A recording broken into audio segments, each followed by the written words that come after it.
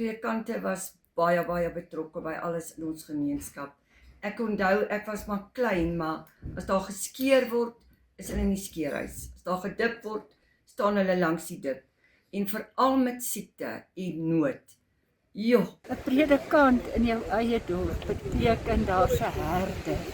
Iemand wat vir jou kan troos gee, wat vir jou kan vreugde gee, vir daardie vreugde wat vir ons eendag wag.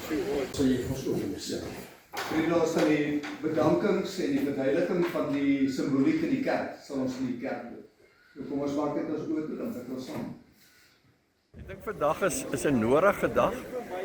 Die afstand tussen Rhodes en Barkley is baie groot en die paaie is nie goed nie. En dis my 'n wonderlike groot dag vandag om hier by die herstigting van Rhodes gemeente die boodskap vandag te bring. Meneer Johan Brink, of Oubaas Brink, 'n klomp van julle ken hom. Sy pa het die laaste preek in hierdie vorige gemeente gelewer, toe die gemeente ontbind het in ek dink dit was Januarie 1974. Die dominee Ross was 'n baanbreker wat die geskiedenis van Rhodes ook aanbetref. Hy het in Lady Grey gebly en te perd die hele gebied bedien.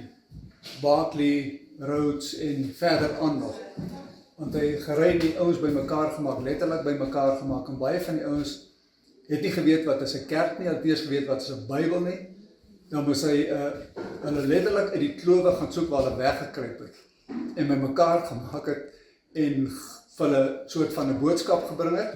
Dit is maar 'n boerdery omgewing, en dan is dit die wolkpryse wat swak is, en dan is dit droogtes, en dan is dit sneeu en so meer. So ons het van die begin af geweet, die finansiële uitdaging gaan 'n groot uitdaging wees. Maar tot ons tot dusver ervaar het, was daar so groot behoefte, dat die mense nie afknyp vir die kerk, maar dat die kerk amper sien as 'n lewensaar om in te belê finansiëel, want dan glo ons, dan sal dit ook met die boerdery goed gaan.